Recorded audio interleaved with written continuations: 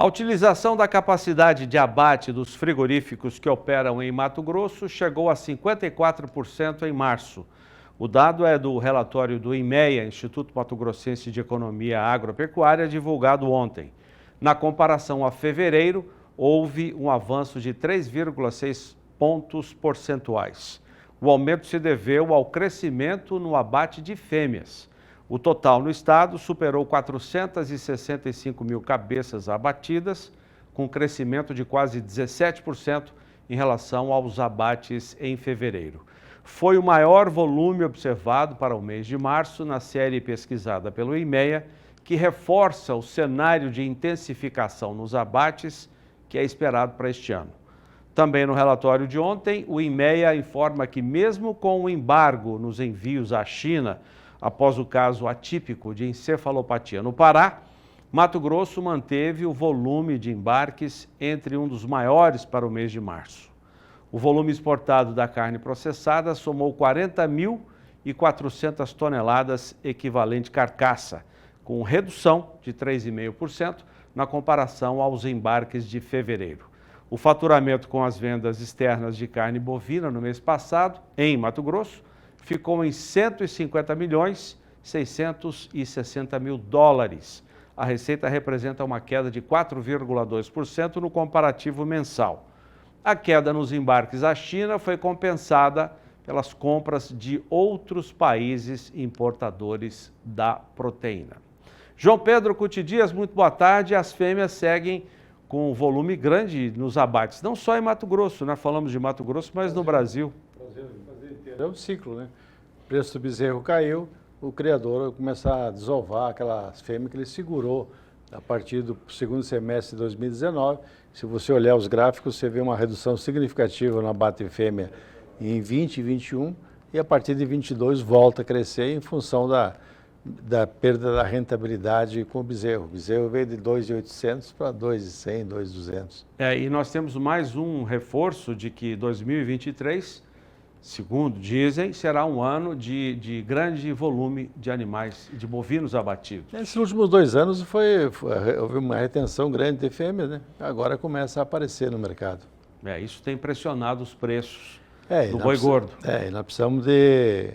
É porque você tem oferta maior de carne, né? Pressiona o preço da carne como um todo, né? E o mercado interno é o grande comprador de vaca, de carne de vaca. Agora, alguns países, tipo os Estados Unidos, por exemplo, creio que grande parte dessa exportação, que é o segundo maior importador de carne no Brasil, deve ser de carne de fêmea voltadas lá nos Estados Unidos para fazer hambúrguer, né? João, a gente ainda vai falar desse assunto. Tem um outro aqui que eu gostaria que você comentasse. A Turquia deve aumentar em mais de 100% as importações de bovinos vivos este ano. Esse dado foi divulgado pelo Departamento de Agricultura dos Estados Unidos. A razão desse aumento seria a retração do rebanho turco e um surto de febre aftosa naquele país, que aumenta a necessidade das importações. A Turquia, diz o departamento, é um tradicional importador de bovinos brasileiros em pé. Hoje, o país sofre o impacto de grande índice de inflação, o que tem penalizado o pecuarista local, que reduz a produção de gado de corte e também de leite. Por lá, o custo de produção leiteiro, assim como aqui no Brasil também, está acima do preço que o pecuarista de leite recebe. A retração no rebanho bovino da Turquia, segundo o Departamento de Agricultura norte-americano, é de cerca de 6% de março do ano passado para cá. O departamento estima que a Turquia importe 280 mil cabeças de gado este ano, mais do que o dobro das compras externas no ano anterior. De acordo com a Datagro Consultoria, o Brasil deve ser favorecido nesse contexto por ser um país muito bem posicionado estrategicamente em termos de estoque de animais e preços, mas restrições comerciais por causa dos surtos de febre aftosa e o início das compras turcas de gado do leste europeu podem limitar ganhos aos exportadores brasileiros, diz a Datagro Consultoria, João Pedro. O Brasil foi um grande exportador de animais em pé, mas depois da questão da Covid, parou muito, caíram muito as vendas. O grande cliente do Brasil era a Venezuela, só que a Venezuela, envolvida naquele regime populista dele, levou a economia a uma situação muito difícil na Venezuela. A Venezuela foi o maior importador Foi o maior importador. Vivos. E para nós era muito importante isso, porque alguns estados, como o caso do Pará, por exemplo, que é um estado criador e que tem poucos frigoríficos habilitados, para o criador do Pará era uma excelente alternativa. Tem aqueles portos lá na região, Barcarena e outros portos, que eram pontos de saída desses bezerros. Bezerro, gado para recria e abate.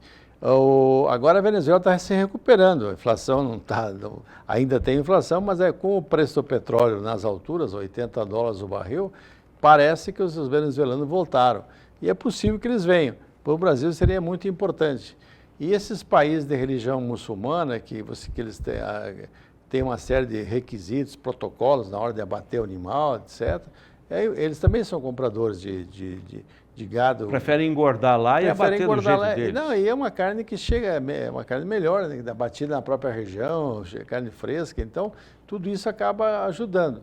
Tomara que se volte. E para o criador brasileiro era importante ter essa válvula de escape que é a exportação em pé, já que os frigoríficos muitas vezes sentam em cima do preço da arroba e derrubando o preço da arroba. Então, muitas vezes poderia ser interessante a venda do animal em pé. É o que tem acontecido hoje, segundo o boletim divulgado pela Scott Consultoria, as escalas de abate de bovinos estão alongadas em São Paulo. Temos mostrado isso não só em São Paulo, mas em outros estados também. O indicador de boi da Tagro mostra isso. Tem dia que cai um pouquinho, mas em geral tem tido um alongamento. E a Scott traz hoje sobre São Paulo. Os frigoríficos abriram esta terça-feira ofertando R$ 5,00 por arroba a menos pelo boi comum, destinado ao mercado doméstico. E, aliás, desculpa, esse R$ 5,00 a menos pelo boi China.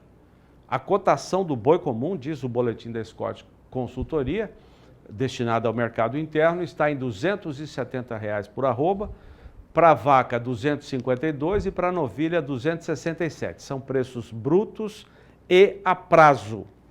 E o boi China, segundo a Scott, está cotado hoje a R$ 280,00 por arroba, também no preço bruto e a prazo, João Pedro. Escalas alongadas é o que você sempre diz.